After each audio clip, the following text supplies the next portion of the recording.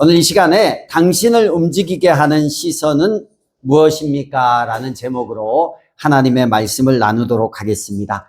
시선, 여러분 사람의 시선을 많이 의식하고 사십니까? 네, 장로님 많이 의식한대요. 어느 정도는 의식을 해야죠. 사람을 너무 의식하지 않으면 그거는 뭐 독불장군도 아니고 그렇게 살면 안 되는 것 같아요. 그런데 너무 사람의 시선을 의식해서 자기의 삶을 못 사는 사람들이 많이 있어요. 모 청년이 우리 교회에 열심히 나오고 싶지만 못 나오는 이유를 얘기를 하더라고요. 왜냐면, 이렇게 와서 사람들이 그냥 대화를 하면, 이 대화를 들으면, 이 대화가 집에 가서 그 사람이 전혀 그런 의도가 아닌데, 그게 다양한 의도로 자기에게 들려줘서 너무너무 힘들다라는 거예요. 목사님도 좋으라고 얘기를 하고 옆에 있는 사람도 그냥 와서 잘 지냈어 하는 이 잘 지냈어 한마디가 내가 인생을 못 지내고 사나? 막 이러면서 그걸 이제 좀 전문적인 용어로 뭐라 그러냐면 HSP라고 얘기를 하더라고요. High Sensitive Person이라고 해서 인구 굉장히 많대요. 10명 중에 1명에서 2명이 이런 그러니까 10에서 20%가 HSP라는 성향의 사람들이라는 거예요. 그럼 여러분 얼마나 힘들겠어요. 저는 사실 어느 정도 인식을 하지만 누가 뭐라 하든 말든 제 인생을 가거든요. 그래, 저 사람 기분 나빴나 보다 오늘. 좀 억울할 땐 좀 승질이 나지만 웬만해서는 그런 거 신경 안 쓰는데 이런 성향을 가진 분들은 너무 민감한 거예요. 하이 센서티브라는 감정이 민감해서 그런 분들이 있어서 이럴 경우에는 주변의 사소한 자극, 뭐 표정, 변화, 말투의 미묘한 온도 차이 이런 걸 다 느끼나 봐요. 그러니까 남들이 무심코 던진 말도 고화질의 영상처럼 선명하고 강렬하게 박혀가지고 오래도록 잔상이 남는다는 거예요. 너무 힘들겠죠. 이런 분들이 있어요. 그리고 또 뭐 다양하게 얘기하는데 착한 아이 증후군도 있대요. 착한 아이 증후군. 이 사람들은 어떤 사람이냐면 갈등을 피하고 평화를 유지해야 한다는 압박감이 자기에게 있대요. 그래서 자신의 욕구보다 타인의 편안함을 우선순위에 두다 보니까 행동하기 전에 항상 이런 생각을 해요. 남들이 어떻게 생각할까? 이걸 먼저 머릿속에 계산하는 것이 몸에 배 있는 사람들이 있다는 거예요. 이것도 과하면 다른 사람의 시선 때문에 내가 해야 될 삶을 제대로 살아나가지 못하는 그런 모습이 있다고 합니다. 어쨌든 남을 의식하는 것이 사회적인 공동체 안에서 어느 정도는 있어야 되지만 이것이 너무 제가 말씀드린 건 과한 사람들 또 여러 가지가 있어요. 오늘은 뭐 심리학에 대한 얘기를 하는 시간이 아니기 때문에 그건 여러분이 책을 한번 찾아보시고 내가 남을 너무 과도하게 의식하고 산다 그러면 그게 내 생활에 지장이 있다 그러면 책도 보시고 거기에 대해서 해결책도 좀 찾으시고 또 그걸로 인하는 파생되는 다른 문제를 좀 줄일 수 있기를 바랍니다. 근데 오늘 이 남을 의식하는 사람들이 남과 잘 지내려고 의식하면 이건 괜찮아요. 선순환의 구조가 일어납니다. 그런데 남을 의식하는 것이 자기를 위한 부분도 있다라는 거예요. 나니아 연대기를 쓴 C.S. 루이스라는 사람이 이런 얘기를 했어요. 교만이란 우리가 생각하는 교만이 좀 다르더라고 이분이. 타인보다 우월해지려는 욕망이 아니라 타인의 시선에서 나를 확인받으려는 갈망에서 시작된다. 이런 얘기를 했어요. 남의 시선을 통해서 내가 계속 나를 확인받고 인정받고 존중받고 이러는 갈망에서 교만이 시작된대요.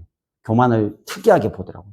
그래서 이 시선이라는 것이 항상 남하고 잘 지내기 위해서 의식하는 게 아니라 내가 높아지거나 내가 그렇게 높은 사람도 아니고 내가 대단한 사람도 아닌데 자기를 자꾸 이렇게 다른 사람의 시선에 의해서 내가 깎이지 않고 내가 어떤 특정한 수준을 유지하고 다른 사람한테 이런 사람이라고 비춰지기를 바라는 마음에서 다른 사람의 시선을 의식하면 문제가 생겨요.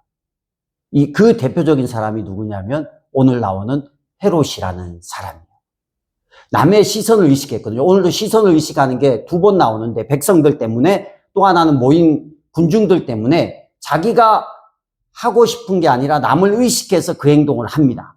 근데 그게 선한 일을 위한 것이 아니라 자기의 체면, 자기의 지위를 유지하기 위해서 남의 시선 때문에 움직이는 부분이 있어요. 체면 문화가 있거든요. 다른 말로 하면 좀 전문용어로 가오라고 해요. 가오.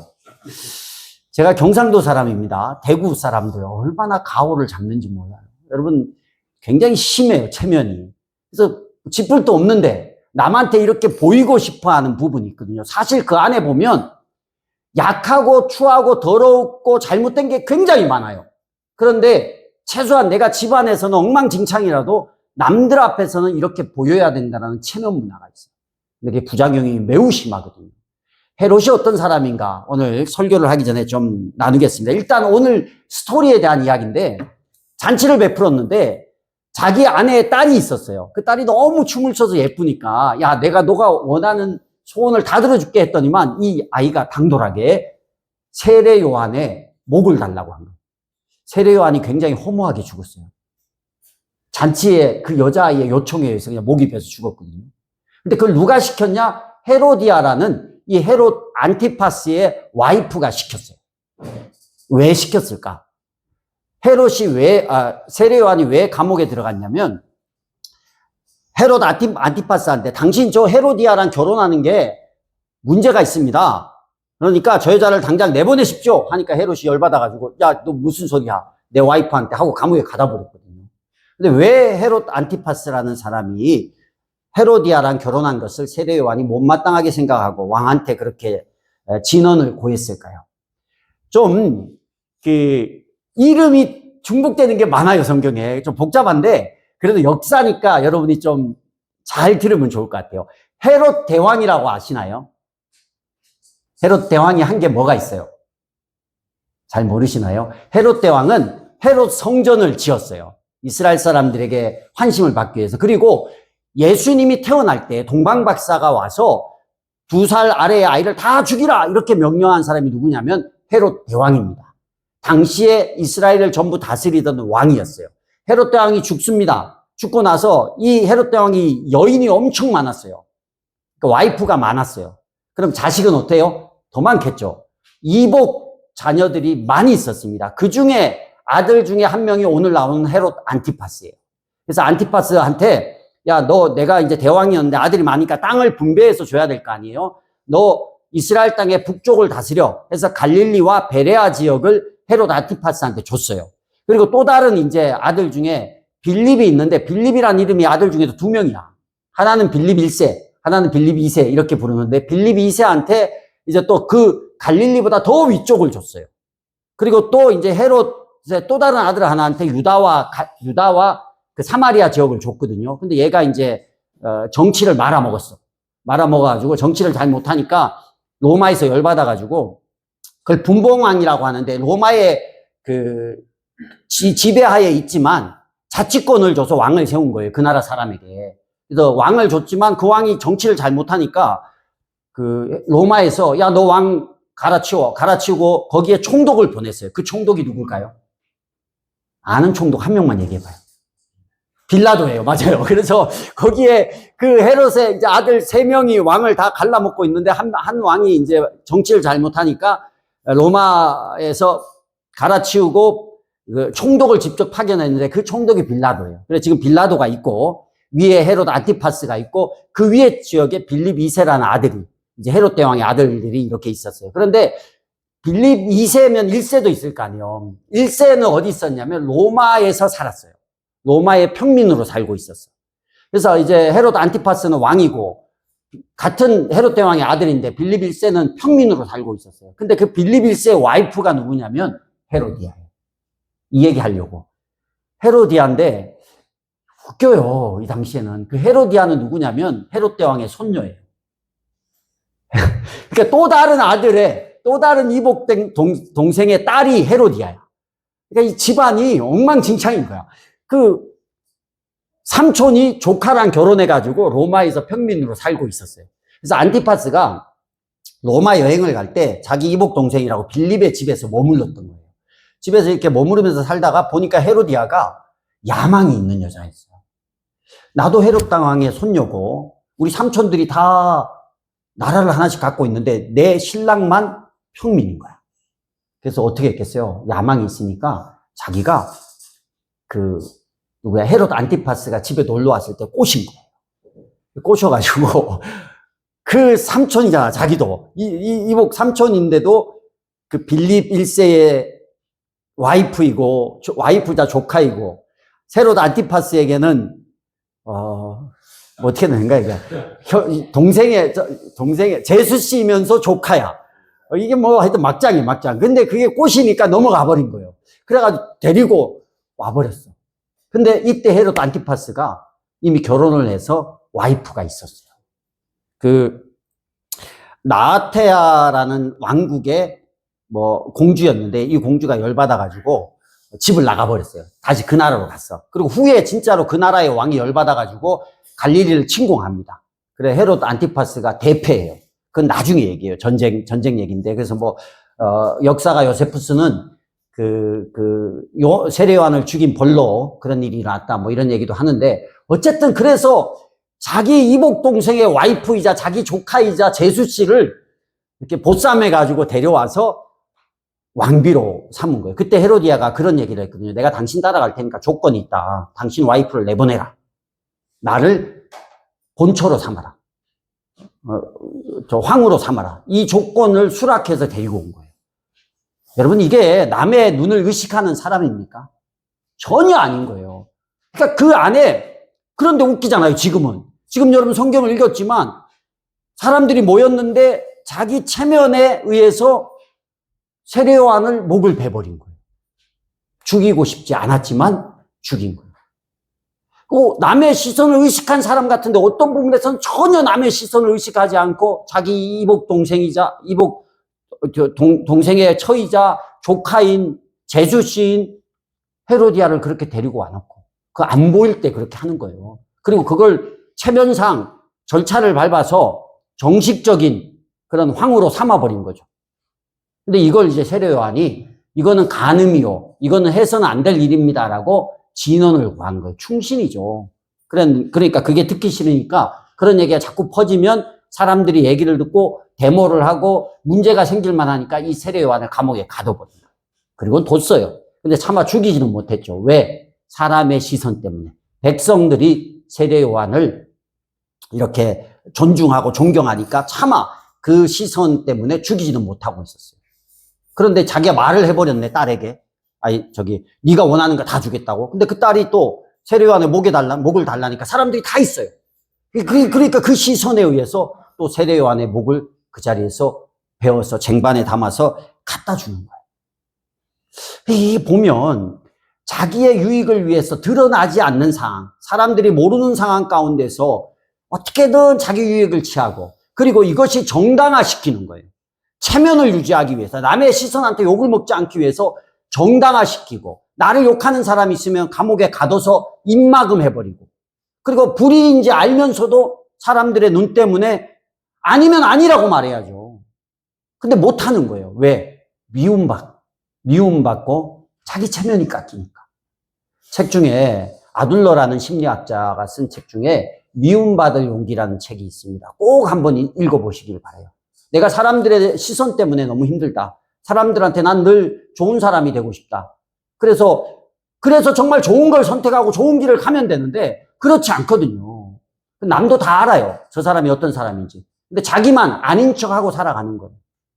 근데 그럴 때 우리가 사람들의 눈이 아니라 정말 내 안에 있는 옳은 가치와 감정을 따라 살 수 있는 그런 심리적인 이야기를 잘 소개해 놓은 책이 미움받을 용기라는 책이에요. 한번 읽어보시고, 우리는 물론 그 심리학적인 걸 더 뛰어넘어야겠죠.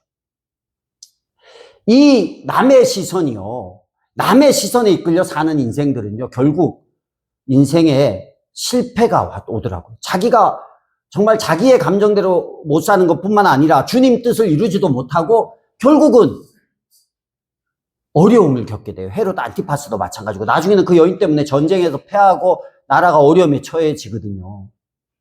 그리고 여러분 구약에 보면 남의 시선을 의식했던 한 사람의 왕이 나와요. 한번 우리 성경을 보도록 하겠는데 내용이 많아서 제가 띄우지는 않고 사무엘상 15장을 한번 봅시다. 사무엘상 15장. 사무엘상 15장을 한번 보세요.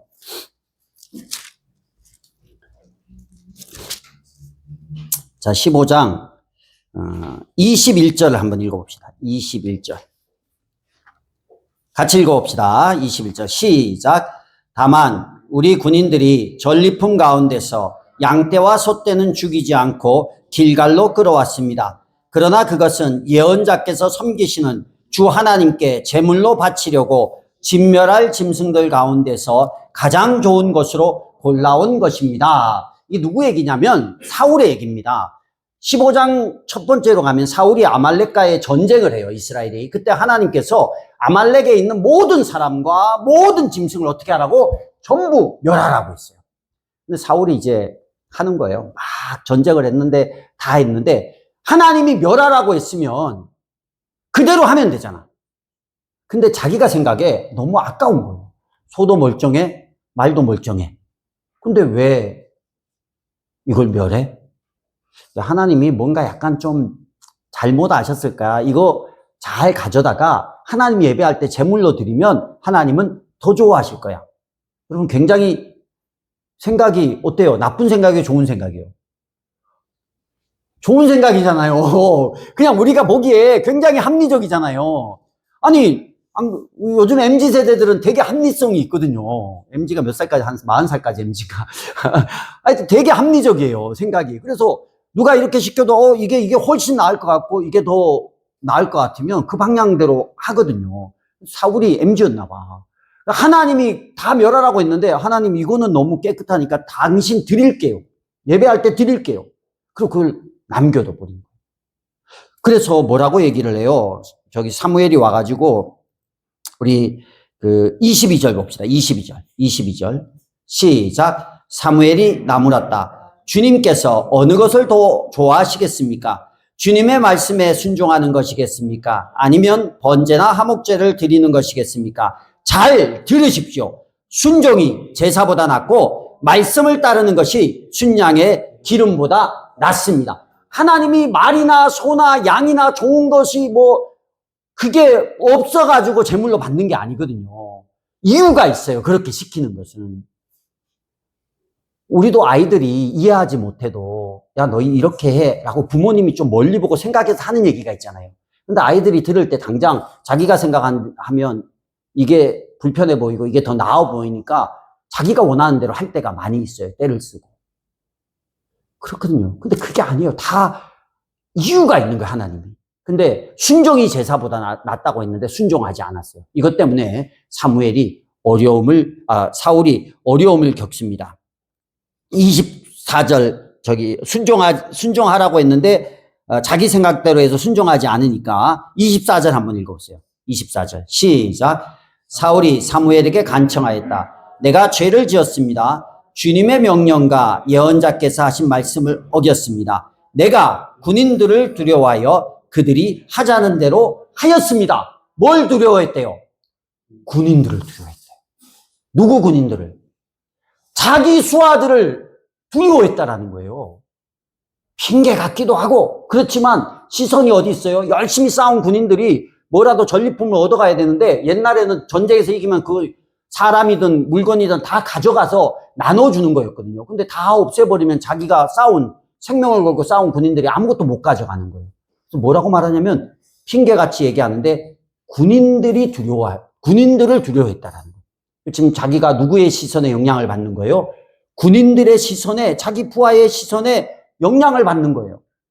그래서 사무엘이 열받아가지고 하나님이 당신을 버렸습니다. 당신이 이제 끝입니다. 그러니까 30절 보세요. 30절 읽어봅시다. 또 간청해요. 그냥 이렇게 간청만 하네요. 사울은. 시작. 사울이 간청하였다. 내가 죄를 지었습니다. 그러나 나의 백성 이스라엘과 백성의 장로들 앞에서 제발 나의 체면을 세워주시기를 바랍니다. 뭘 세워달라고요?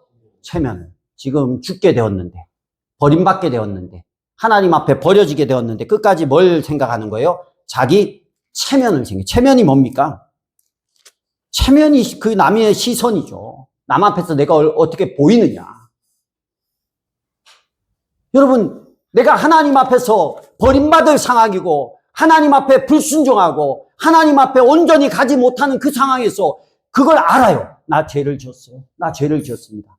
그러면 여러분, 사람들 앞에 이게 문제가 아니라 사람들이 보든 안 보든 사무엘 앞에 무릎을 꿇고 하나님 나를 용서해 주세요. 하나님 나 회개합니다. 엎드려야 되는데 사울의 고백은 뭐예요? 사람들 앞에서 그 일을 안 했으면 좋겠다. 왜? 내 체면이 있기 때문에. 그러니까 하나님의 벌보다 뭘 더 무서워하는 거예요? 사람들의 시선을 더 무서워하는 거예요. 헤롯 안티파스도 그랬어요. 지금 자기가 요한의 그 위대한 세례 요한의 목을 베서 죽여야 되는 상황 앞에서 그냥 사람들 체면 때문에 올바른 결정을 못 하는 거예요. 올바른 길을 못 가는 거예요. 여러분, 저와 여러분은 우리를 움직이게 하는 시선이 뭡니까? 무엇 때문에 여러분이 예배하고, 무엇 때문에 봉사하고, 무엇 때문에 목장을 합니까? 사람의 시선이나 목사님의 시선이나 다른 사람의 시선 때문에 내가 그걸 하고 있는지. 근데 그런 것 때문에 한다라는 것은요, 한계가 분명히 옵니다. 그리고 이 사람의 시선 때문에 움직이는 사람에게는요, 다른 시선이 막히기 시작해요. 그게 뭐냐면 영적인 시선이 막히기 시작해요. 우리 2절을 한번 읽어봅시다. 다시 마태복음으로 돌아와서 마태복음 14장 2절을 읽어보겠습니다. 시작. 이 사람은 세례자 요한이다. 그가 죽은 사람들 가운데서 살아났다. 그 때문에 그가 이런 놀라운 능력을 발휘하는 것이다. 예수님이 막 유대 갈릴리에서 기적을 일으키는 소문을 헤롯 대왕이 들었어요. 듣고 났는데 여러분, 메시아에 대한, 이 사람도 유대 사람이잖아요. 헤롯도. 그러면 예수님에 대한 이야기를 이전부터 들어왔을 거예요. 메시아에 대한 얘기를 들어왔을 거예요. 병든 자가 낫고 눈먼 자가 눈을 뜨고 그 사람들 앞에서 막 존경받고 이런 소문을 들었을 때 그의 영적 시선이 바로 하나님 앞에 열려 있었다면 그의 고백이 뭐가 나왔을까요? 오, 우리나라에 드디어 메시아가 왔구나. 이런 고백이 나왔어야 돼요. 근데 이 사람은 늘 다른 사람이 어떻게 생각할까? 다른 사람이 어떻게 볼까? 나쁜 짓을 하면서도 이게 어떻게 좋게 포장이 될까? 악한 짓을 하면서도 이게 어떻게 감추어질까? 내가 사람들 앞에서 어떻게 체면이 깎이지 않을까? 내가 사람들 앞에서 어떻게 무시당하지 않을까? 어떻게 하면 내 체면이 깎이지 않을까? 시선이 사람들 앞에 있다 보니 예수님이 나타났는데 뭘로 보는 거예요? 자기가 죽인 세례 요한이 살아난 게 아닐까? 자기가요, 영적인 올바름을 볼 수 있는 눈이 막혀버린 거예요. 여러분, 우리는 사람의 시선을 의식하는 삶은 관중의식입니다. 뭐라고요? 관중의식. 관중들이야, 여러분이 저에 대해. 근데 우리는 관중의식이 아니라 신전의식을 가지고 살아야 돼요. 신전의식을 헬라어로 코람데오라고 하거든요. 하나님 앞에서 신전의식이에요. 사람이 나를 어떻게 볼까? 사람 앞에서 내가 어떻게 행동할까가 아니라 하나님 앞에서 내가 지금 살고 있다라는 것이 신전의식이에요. 사람 앞에서 사람의 시선이면 사람이 있으면 잘하는 거죠. 사람이 있으면 은혜 받은 척 하는 거죠. 근데 그 사람이 없으면 어떻게 해요? 자기의 본성이 나오는 거예요. 근데 하나님은 어때요? 어디에나 언제나 항상 계시잖아요. 하나님 앞에서. 저 사람이 그렇게 해도 내가 하나님 앞에서 바르게 살려고 애를 쓰고 내가 하나님 앞에서 부끄러움이 없으면 다른 모든 사람이 나를 뭐라 하든 여러분 당당하게 그 길을 가시면 돼요. 왜냐하면 하나님은 아시거든요. 하나님은 우리의 억울함도 알고 하나님은 우리의 의도도 알아요. 그렇기 때문에 사람의 말이나 사람의 행동에 내 감정이 휩쓸리고 좌우되고 넘어지고 혼란스럽게 하지 마시고 하나님을 바라보시길 바랍니다. 요한의 제자들이 어떻게 했는지 보세요. 요한의 제자들은요, 요한이 죽고 나서 그 억울함과 그 비통함을 어떻게 했는지 우리 봅시다. 12절 같이 읽어봅시다. 12절.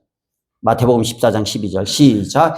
요한의 제자들이 와서 그 시체를 거두어다가 장사 지내고 나서 예수께 가서 알려드렸다. 요한의 제자들이요. 요한이 죽었잖아요. 억울하게 죽었잖아요. 여러분, 그럼 우리는 뭐 하겠어요? 억울하게 우리의 가족이 죽었으면 제일 먼저 하고, 억울하게 안 죽어도 될 우리의 가족이 나라의 잘못 때문에 죽었으면 우리는 뭘 하시겠습니까? 뭐 아무것도 안 해요? 요즘 많이 하잖아요. 나라에 가서 데모하고 막 그 앞에 가서 하고 막 살려내라 그러고 막 이러잖아요. 이 남의 눈을 의식하는 헤롯 안티바스 앞에 제자들이 달려갈 수도 있었어요. 가서 피켓을 들고 데모를 하고 싸움을 할 수도 있었어요. 얼마나 억울합니까? 그런데 이들은요, 요한을 깨끗하게 장사 지낸 뒤에 예수님께로 가서 뭐 했다고요? 알렸다라는 거예요. 주님은 아는 거예요. 여러분의 억울함도, 여러분이 선한 일을 하고 뭘 하다가, 여러분이 또 좋게 잘하려고 하다가 다른 사람한테 피해를 줄 수도 있고, 어려움을 겪을 수도 있고, 또 내가 다른 사람의 말이나 행동에 억울한 감정을 느낄 수도 있어요. 근데 그때마다 그거에 휩쓸려서 움직이는 게 아니라 우리는 그러면 관중의식으로 사는 겁니다. 우리는 그럴 때 하나님 앞에, 왜? 하나님이 그 상황을 다 보고 있으니까. 하나님이 지금 여기 계신 줄 믿으십니까? 정말 믿는다면 하나님이 이 상황을 아는 거예요. 하나님이 내 감정도 알고, 하나님이 내 억울함도 알고, 하나님이 지금 나의 의도도 다 아시는 분이 누구냐면 바로 우리 좋으신 하나님이라는 거예요. 그래서 하나님 앞에 가는 겁니다. 그것이 신전의식이에요. 그래서 사도 바울이 갈라디아 1장 10절에 그런 얘기를 해요. 내가 지금 사람들의 마음을 기쁘게 하려 합니까? 아니면 하나님의 마음을 기쁘게 해드리려고 합니까? 사람 보고 사는 게 아니라 주를 보고 사는 거예요. 사람 때문에 하는 게 아니라 하나님 때문에 하는 거예요. 사람의 말과 사람의 행동 때문에 내 인생이 업다운이 있는 게 아니라 하나님의 말씀과 하나님이 어떻게 보실까 때문에 내 인생이 눈물도 흘려야 되고 기뻐도 해야 됩니다. 그게 신전의식입니다. 우리가 살아갈 때 이제 구정이에요. 구정 명절에 시골을 갑니다. 시골에 가면 뭐 다녀오신 분도 벌써 계시긴 한데 시골에 가면 우리 가족들을 만나요. 가족들 만나면 예수 믿는 것 때문에 뭐 다 신앙 생활을 하고 있는 가족이면 괜찮지만 그렇지 않은 가족을 만나면 어려움을 겪어요. 힘들기도 합니다.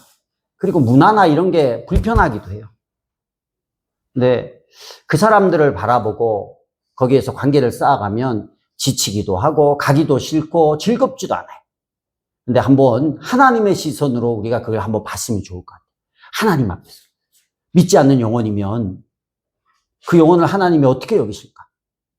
그 영혼이 그대로 가다가 예수 안 믿고 지옥 가는 거 내 가족이고 내 친척인데 나와 연이 있는 사람들인데 하나님은 그 영혼이 나를 통해서 주께로 돌아오기를 바라는 마음을 가지고 기다리시고 인내하시고 그리고 그 가정의 선교사로 나를 보내주신 거잖아요.